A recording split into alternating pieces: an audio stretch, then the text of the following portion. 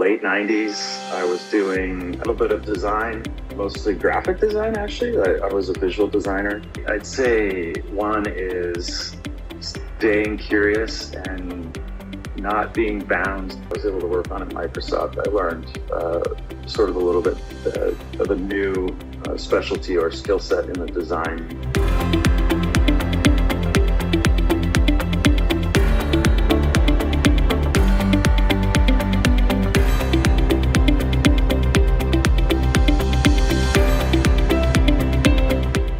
Hello and welcome everyone. I thank you for joining today's session. I hope everybody is doing well, having a great day. Pumped up for today's session?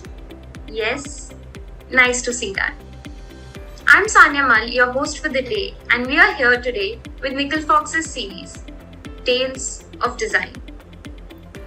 It is a very interesting yet wide and a little bit vague of a topic, right? Tales of Design. It could be anything and everything. So much in those three little words. So let me begin by telling you a little bit about this series. We live in a constantly changing world, and as designers, we are at the epicenter of these changes. Whether an experienced designer or a fresher, it has become important for us to have conversations and connect as a community. For us at Nickelfox, people are our strength. Their happiness, fulfillment, and success matter. It was crucial for us to give back to the community. And these conversations will help us learn from each other and help each other get equipped for the future of the dynamic design world. And in this spirit, we started this initiative where we invite industry experts from all over the world to share with us a slice of their expertise. Before we begin, I would like to tell you a little bit about how the session is going to pan out. We are honored to welcome our guest, Mr. Nate Gunderson, who is going to tell us about his journey as a designer, and then we open the floor for a Q&A round. You can use the raise hand feature to ask your questions. During the session, do not hesitate to interact with the speaker when he throws a question. Lastly, we encourage you to have your cameras on so that we can have a fun-filled and interactive session. Without further ado now, I would like to welcome our industry expert, Mr. Nate Gunderson. He's the Director of Product Design at Getty Images. Getty Images is the preeminent global visual content creator and marketplace that offers a full range of content solutions to meet the needs of any consumer around the globe. They maintain one of the largest and best privately owned photographic archives in the world with millions of images. Getty Images is a goldmine for us. With over 25 years of experience, Nate is a passionate product leader who has been part of large organizations such as Microsoft, Skype and Straw. He has extensive experience in product design, UX, brand, market research, agile development processes, and much more. With his multidisciplinary experience, he is keen to share all the knowledge he has and help everyone on the same path. And with this drive, he is here to talk to us today about everything and anything under the design umbrella. Now I request Mr. Nate Gunderson to take up the floor and share a bit about his journey as a product designer. After this, we will move on to the Q&A round. Over to you, Mr. Gunderson. Hi there. Thanks, Sonia. Thanks, everyone. Appreciate you taking the time to let me speak for a while. Excited to be here. So I guess to speak about my journey, it was kind of varied background. So I actually, when I got started in the late 90s, I was doing a little bit of design, mostly graphic design actually. I was a visual designer and started doing coding at the same time. I was interested in sort of all things front-end development. And over time I veered away from that and kind of went more fully into design, but really got the chance to work at a couple of great smaller design agencies early on in my career, and then some startups as well. and had my own business for about 5 years. In sort of the early 2000s, ended up doing a contract with Microsoft and going full-time with Microsoft, and was at Microsoft in various groups for longer than I thought I'd be. It was about 11 years. Most recent of that was was on the Skype team, which we purchased and then integrated into the team I was working on at the time.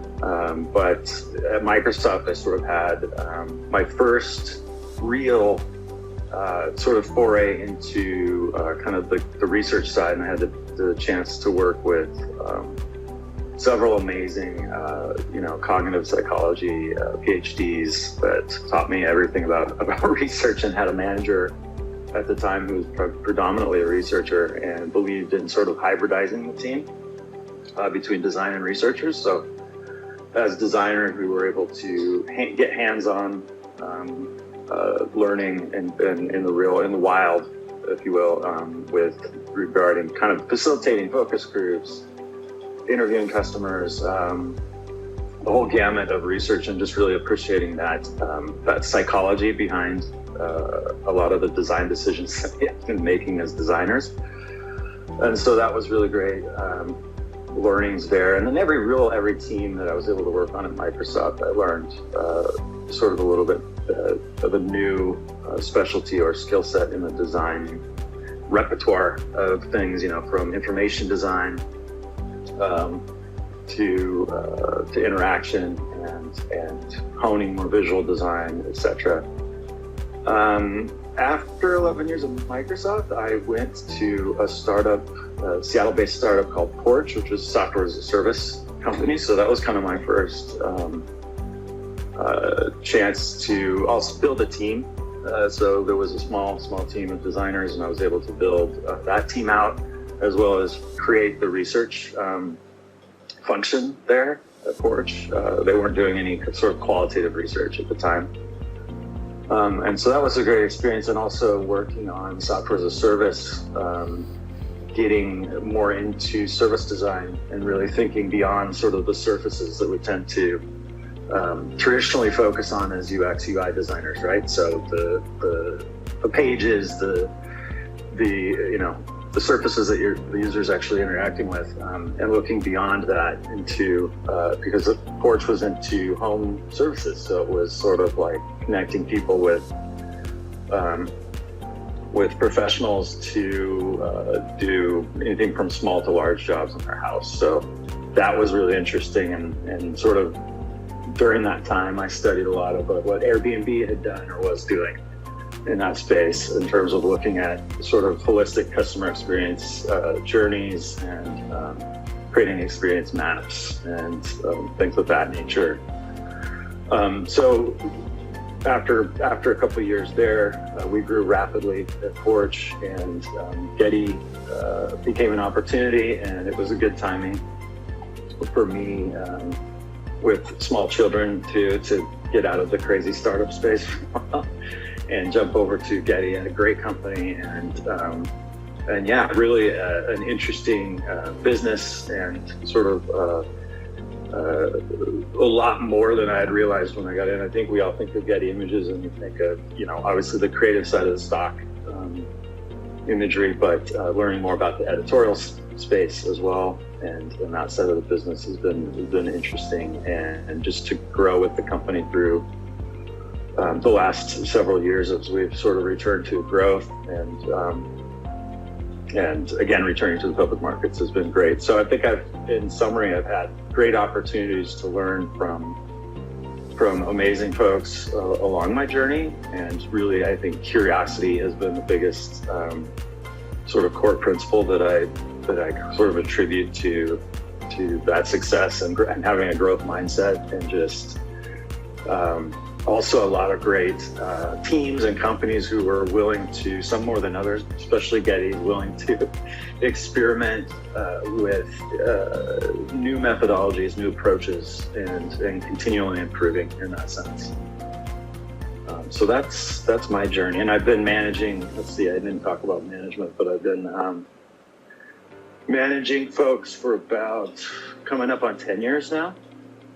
And so that was something I'd started moving into at Microsoft, and then sort of continued up that path. And I appreciate that at the time and that team that I was on at Microsoft, it wasn't sort of like pushing you into being a manager as the only way to move forward. So it really, my manager at the time gave me some time to consider it and do sort of some leadership programs to really determine if that's where I wanted to go, as opposed to an individual contributor sort of principal pathway. And so that was a great experience too, and I highly recommend taking the time to really think that through, because it is a definitely different. And sometimes I do miss the hands-on design, but I really enjoy growing people and seeing and mentoring and coaching and sort of coordinating and creating sort of a space and environments for people to do their best work ultimately. So, thank you. Thank you, Nate. Thank you for sharing that part of your journey with us. That was very insightful. We are now moving to the Q&A round. I request you all to please use the raise hand feature to ask your question. Okay, so first of all, thank you for joining us, and very good to know about your journey. So my question is something: when you move from designing to being the CEO at Getty Images, so how do you created product roadmaps for Getty Images? I would like to know what was your approach towards the product, and how did you basically manage to get Getty Images on the path that you wanted? Cool, thanks. Yeah, I'd say in terms of how we do product roadmap development at Getty, first and foremost, it's a very cross-functional approach. And so, we're working with, my team would partner closely with product management, engineering leadership, marketing, typically marketing, as well as other stakeholders across the business and our content teams, sales, service, etc.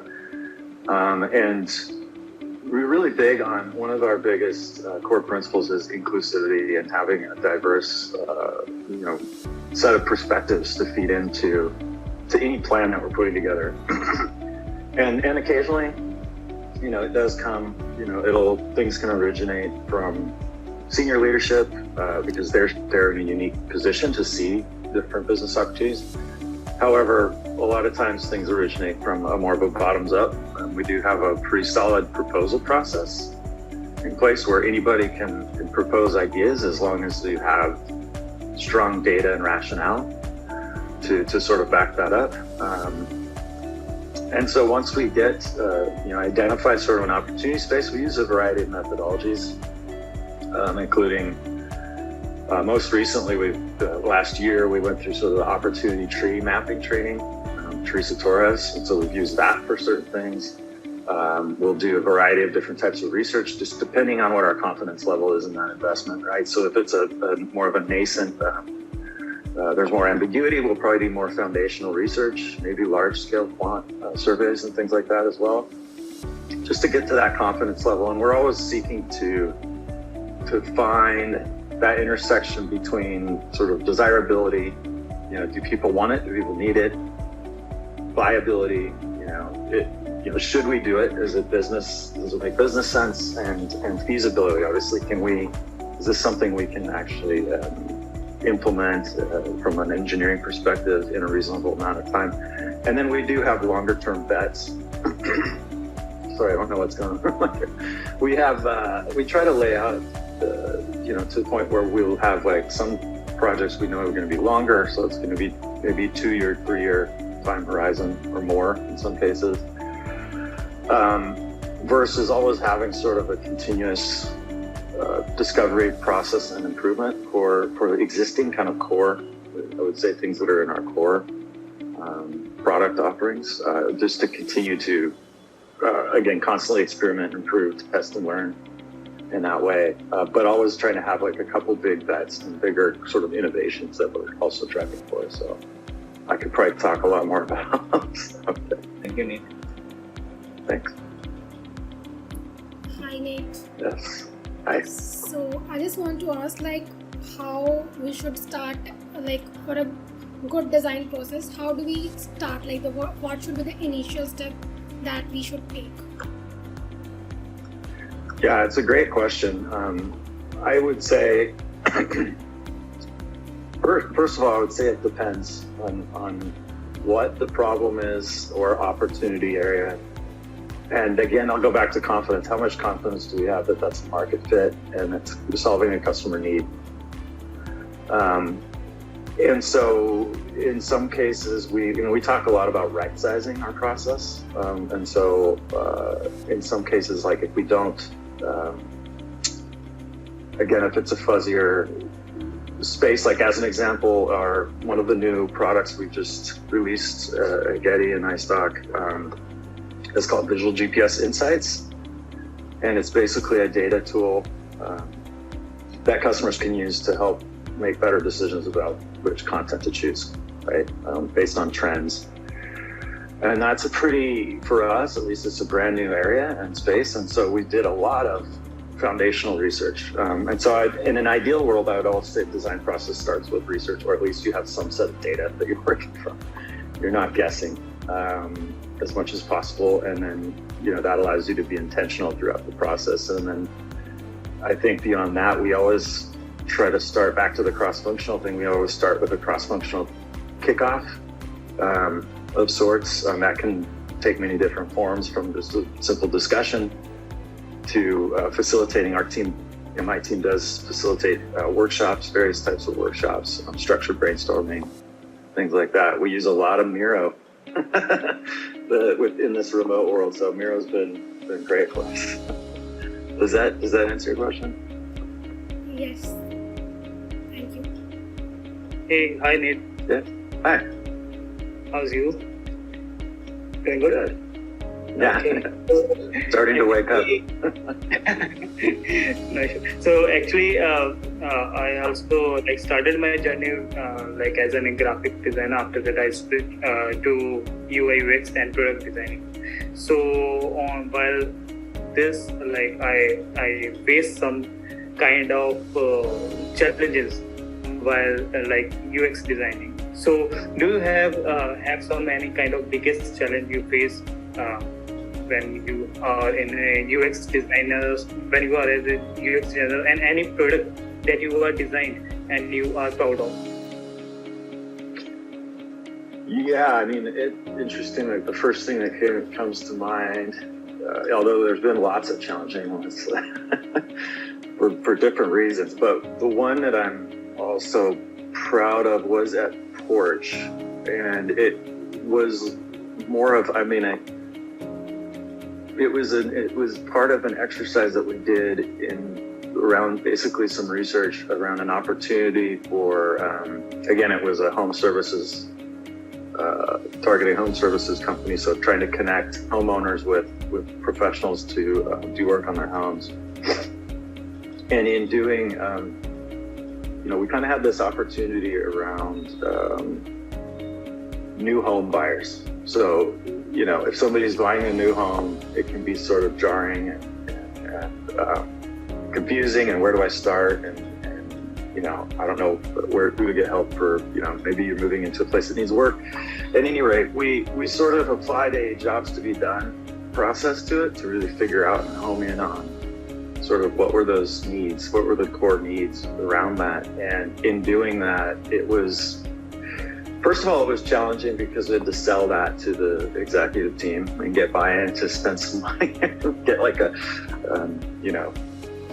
we did have a consultant help us a little bit, but we did a lot of the work hands-on too, so it's kind of a split in that way. But just getting that buy-in, I think, was an important step, and that was fairly challenging initially. But once we got into it, I think showcasing the research and just showing what we were learning,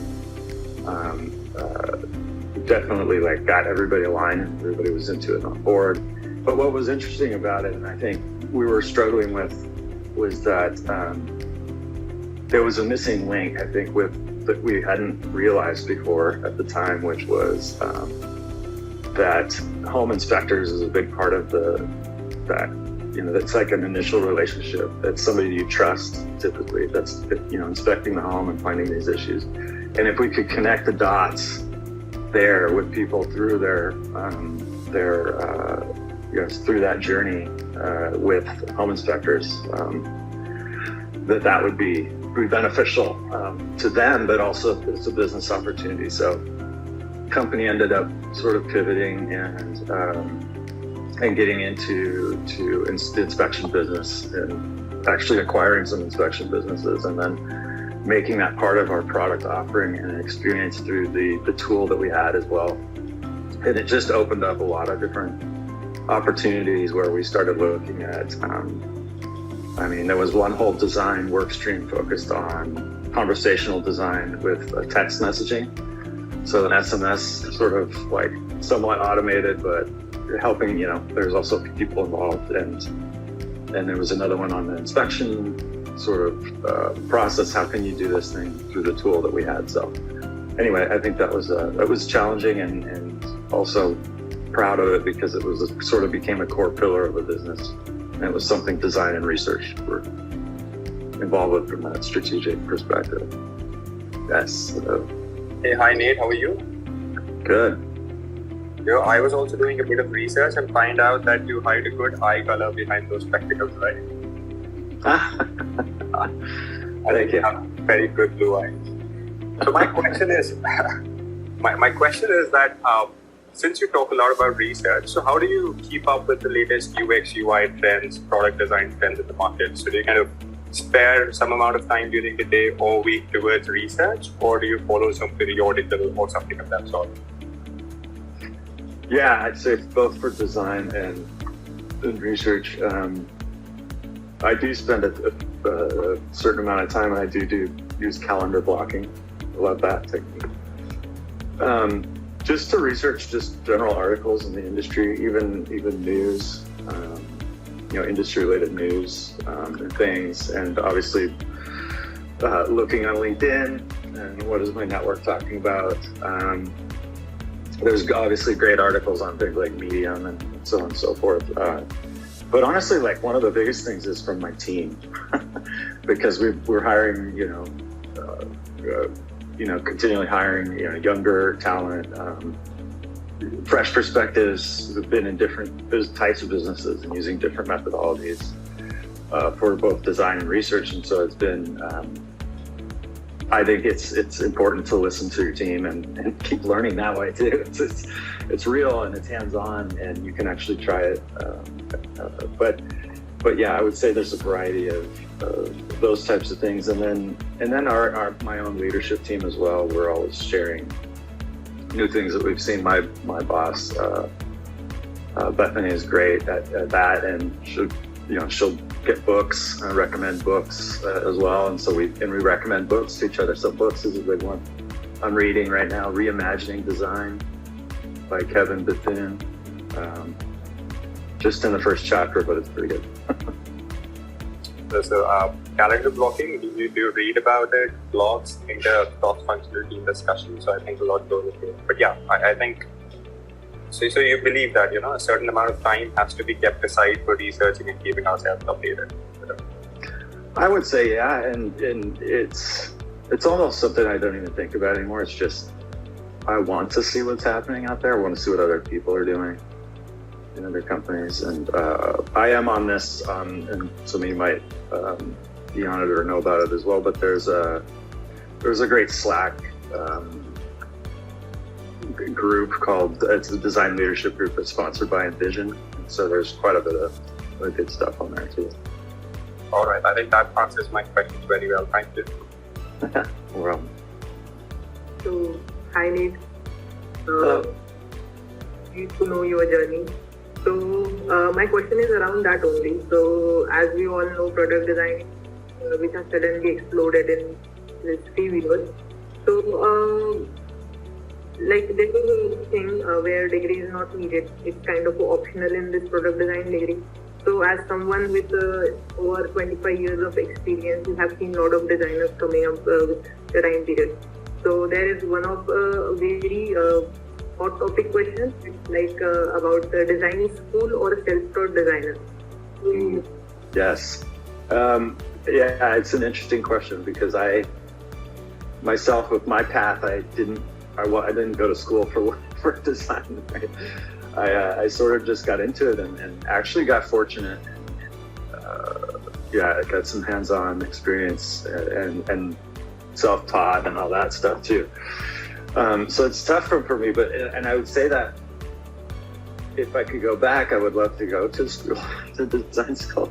And I have been to some, in the past in my career, I've been to some sort of vocational, continuing education type trainings and things of that nature as well. And I think I would just, I don't know if I have a favor. I mean, we have a lot of great people who did go to design school, have degrees in that, and are amazing. But then there's a lot of folks that are just more entrepreneurial, got into it, that are also amazing. So whenever we're interviewing folks, we're really looking for, we do want that practical experience regardless if you've been in design school or not. For most of our roles, I would say, so I think that, if you've demonstrated impact, I think having impact on especially something that's shipped, that's launched to customers or in an agency world to clients that's been successful, and you can point to what were the results, that's kind of what we look for, is like, what was the problem? How did you approach it? What were some of the challenges? How did you deal with those? What was the end outcome? Even if it's in some of the best, right? But they learned from it, and then they talk about, what did I learn? What would we do differently? Thank you. You're welcome. Hello. Hello, Nate. So my question was related to your job journey. That which job journey you enjoy the most? Oh, which part of the journey? Yeah. It's such a tough question. Let's see. So many good ones. It's I think from a design perspective, it probably had to, in terms of when I was doing more hands-on design work, I had a lot of fun at working with the Skype team. Not only because we got to travel to London and Prague and a few other locations, but it was a very high caliber design team. We had motion designers, we had brilliant visual designers, and so it was a great environment to just be around a lot of really talented designers, and that was Skype. But in terms of my management journey, I'd have to say Getty has been my favorite part, which is still unfolding, just because of the culture and again, that emphasis on cross-functional and multiple perspectives. I think that's going to just be more and more important. Inclusivity and diversity in terms of the work we produce, in terms of how we produce our work. So. Okay, thank you. Mm-hmm. Hello, Nate. Thank you for joining us today. My question to you is, what are the top 3 lessons that you learned in your 25 years of design journey? Great question. Top 3. I'd say one is staying curious and not being bound to your, being willing to go beyond your immediate role, to learn about other disciplines and functions, and to sort of empathize that way and just be curious about it. And so that would be one, just curiosity about the customer, obviously, the problem that you're trying to solve, but curiosity about other functions across the organization. It unlocks a lot of opportunity from a career growth perspective, in my experience. Secondly, I would say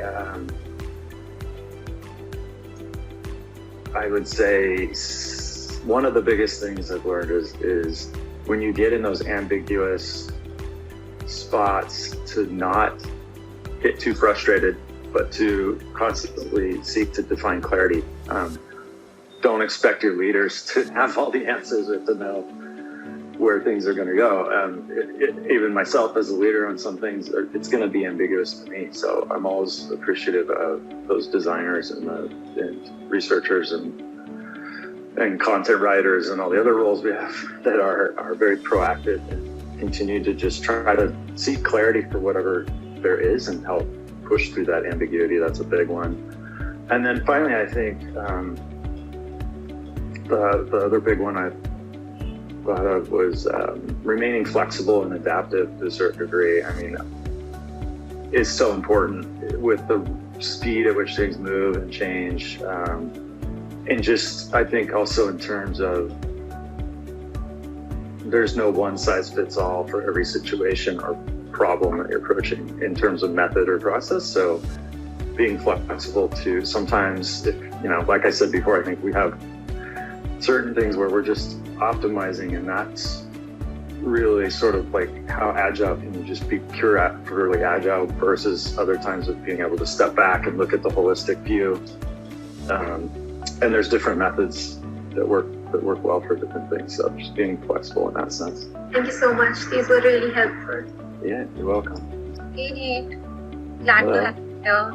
So I would like to know that how do you handle projects with a limited timeline? Ooh, always a good question. Yes, I sometimes ask this question in interviews, and usually when I ask it, it's give me an example of a time when it became clear that you wouldn't be able to apply an ideal design process to a project. And I think that's where it comes down to. It's getting strategic quickly about what is absolutely needed and what could be cut out without losing the core goals or the core objectives that you want to achieve, or learnings that you want to get if it's more of a learning type of a project like research or something. If it's design, what can we cut out in terms of, like, sometimes we don't need to do wireframing. If it's super straightforward, can we just jump it to high fidelity? Can we? We've even had projects where we considered the scope and we decided it's just best to have conversations with the developers in real time, and then as long as we're using a consistent design system, which design systems obviously save a lot of time. If you have a robust design system, I would always encourage investing as much as possible in that. A lot of times the developers can just put that together based on some sketching and some conversations, and it can be reviewed. But yeah, really coming back to again, what can we cut without losing that core goal? And it depends on how much information you have going into it, how much data you can leverage versus conducting new research. There's lean ways to conduct research too, to fit it into a short time frame. And I think beyond that, it's setting very clear expectations and continually communicating with stakeholders and leadership, and then creating the environment for the team, the core team that's working on it, to really focus. And so that's what a lot of my job ends up being, is creating that focus space. So if there's other projects going on, we'll push back and say, okay, this thing's more important. So prioritizing is really big. And then just having trade-off conversations, with other stakeholders to make room for that project so that it can focus and go as quickly as it needs to. So a few approaches there. Thank you. Yeah. Hello. Hi, Nate. It's really good to have you here. So my question to you is, since you work in a very big product company, right? So who, in terms of as the person or authority who defines that, okay, this is a problem and this needs to be solved? Yeah, it can come from a couple areas. Sometimes it's customer service or sales that identifies that. And recently, over this last year and a half, we've implemented on-site chat for some support, and seeing those transcripts has been great. It allows us to prioritize what are the biggest issues or problems that customers are having from their perspective. But that's not the only data source, right? So I think it's in terms of who, it can come from anywhere. It comes a lot of times from our team proposing new things, pushing on something. It comes from leadership, sort of top down. But there's always a period of seeking cross-functional input to any problem to help define it really well. And that includes looking at multiple sources of data to triangulate. So we have a lot of good data sources, including obviously our user research, data, qualitative and quant.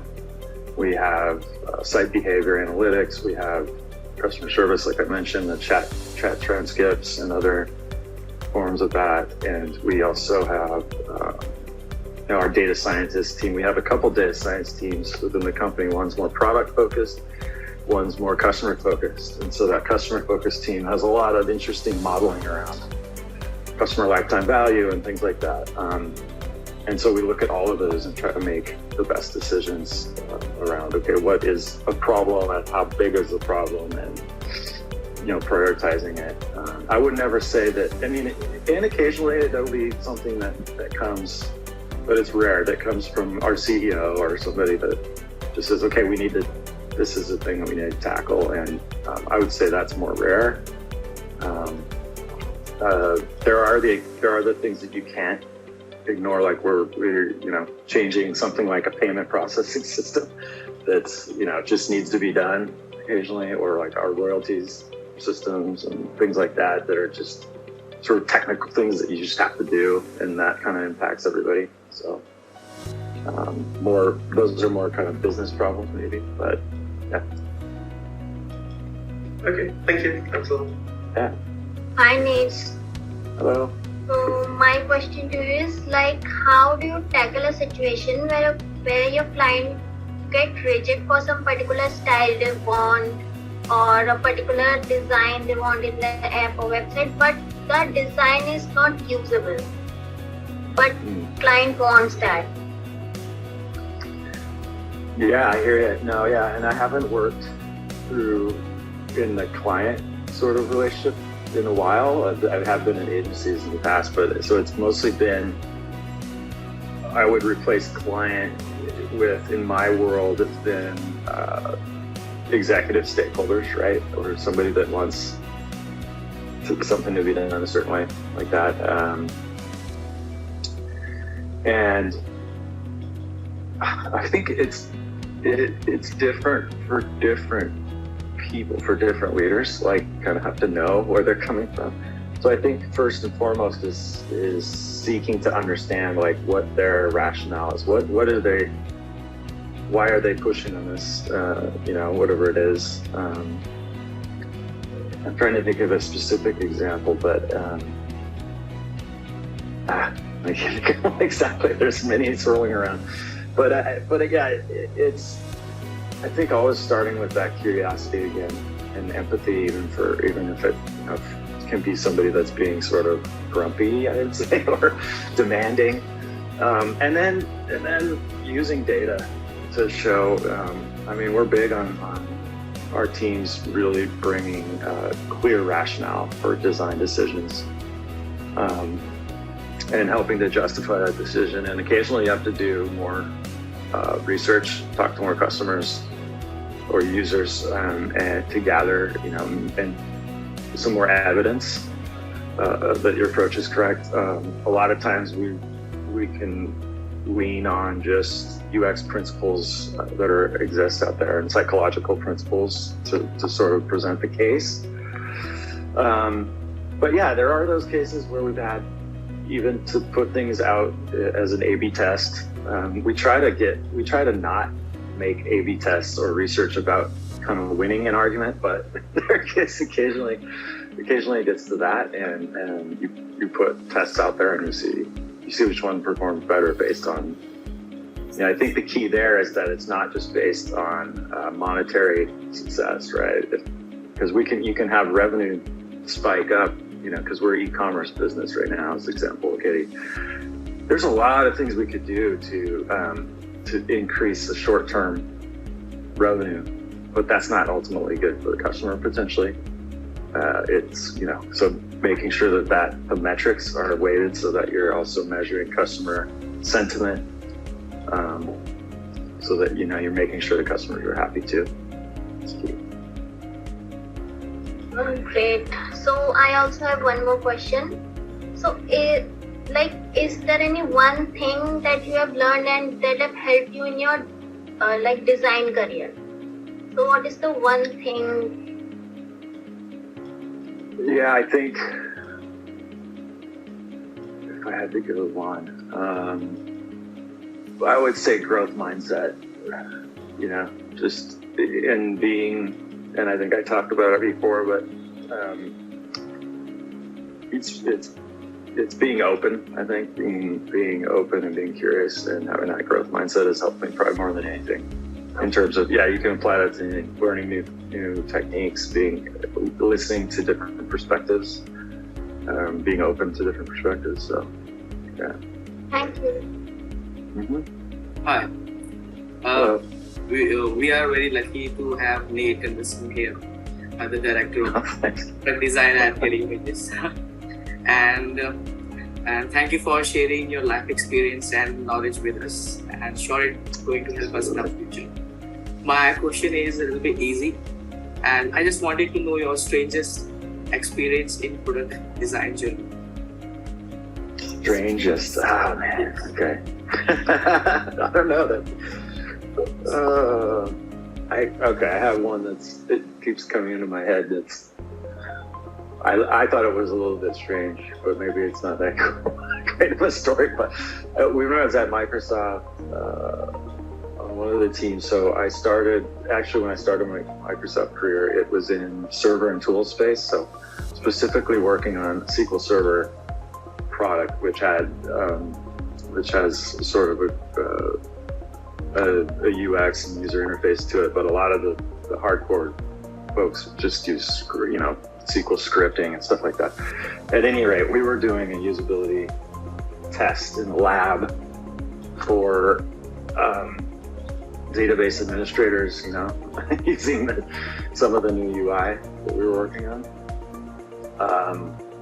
And this one participant we had was an older gentleman, and which was fine. I didn't think anything of it, but he came in and he started going through the tasks, and we had pretty rigorous screeners for these folks.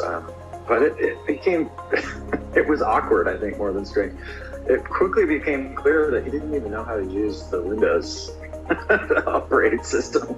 And so somehow he made it in, but it was kind of weird how we had to just wrap it up quickly. But I thought it was strange that somebody would come, on site at Microsoft to do a usability study for a server and tools product. And wasn't even familiar with. You could barely use the mouse, so that was interesting. That's the only one I can think of. Yes, that was very strange. Nice.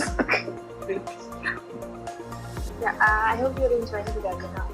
I recently actually joined as a product designer, and I recently started my career in product design. So I'm really curious, and I really want to know some crucial skills that would really help me to go up the ladder and to actually get ahead in the career as a product designer and maybe in the future as a lead designer. Yeah, that's a great question. In terms of, I think a big part of it is, I think I touched on, but leading through ambiguity, so seeking that clarity through design process. Sometimes just being proactive with, I always appreciate designers who are willing to just start, not just start designing with nothing, but once we have enough data or we have some signal to just start exploring whether that's sketch, wireframe, or even high fidelity, just to explore, start concepting things, and willing to allow some of it to be throwaway. Now you can go too far with that, obviously, where you're working more than you have to be or over designing. But I think just that's part of the core competency we have, is just we put pictures in front of people, and that makes that helps move the discussion forward. And then I think just being proactive, keeping leadership in the loop, communication skills is a strong part of it. And then ultimately, in terms of moving into a lead role, or even a senior product designer role, we look for folks to, you have to realize it's not about you being sort of the center of attention and being you being successful. It's got to be, how do you help the team and grow the team, and that can be a variety of ways. So some of the opportunities we have for that at Getty are like lunch and learn series, where you can bring some of your expertise to the team.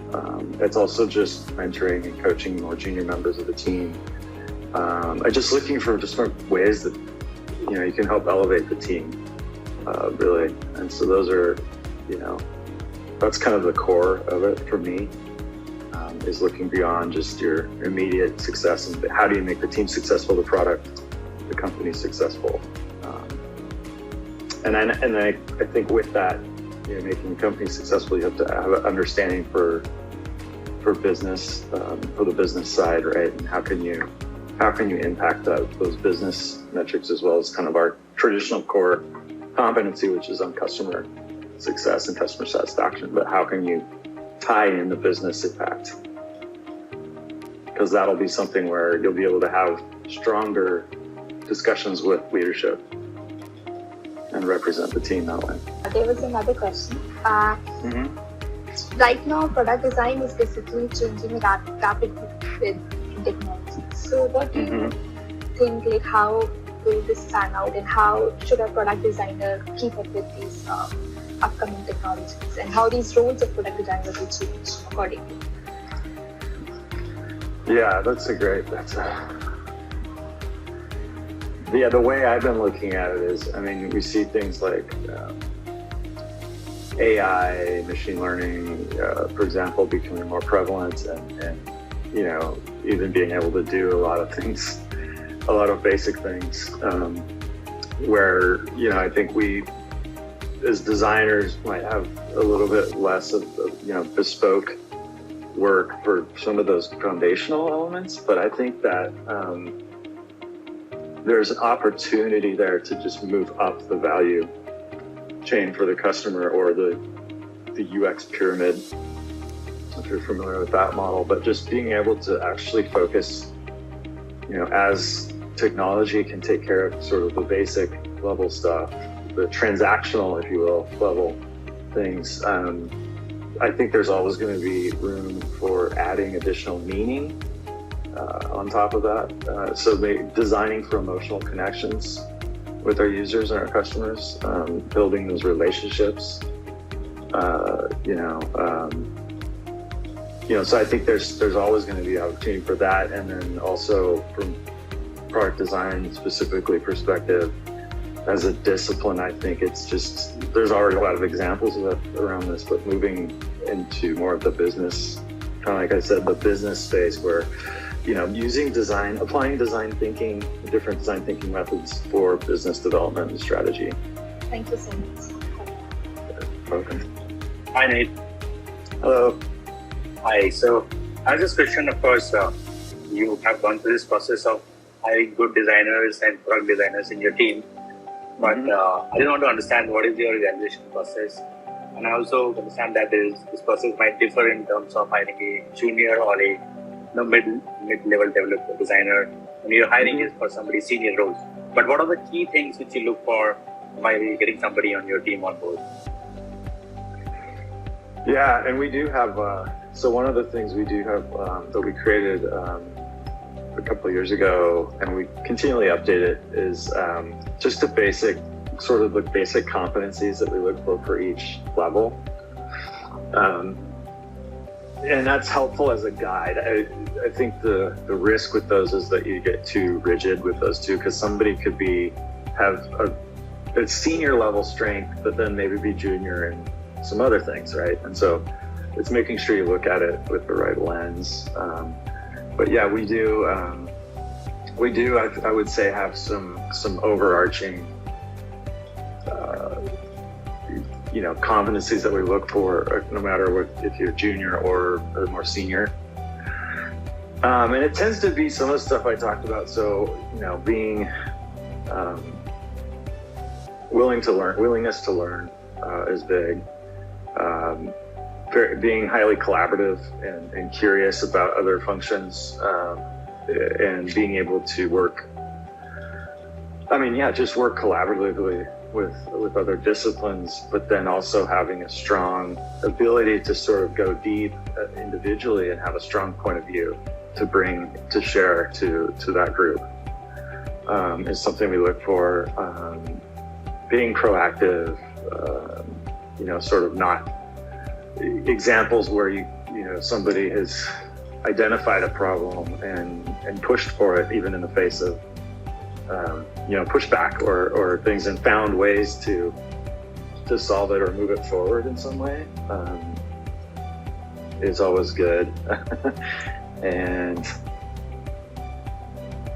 yeah, I think just also, we have a set of leadership principles at Getty that we also look for. So respectful, is one.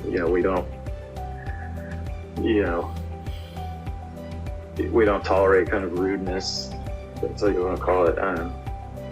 So just having that right attitude.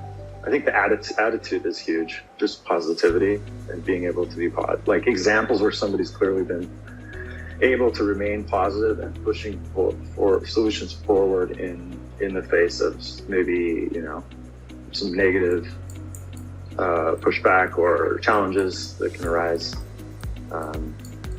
So yeah, a big part is attitude,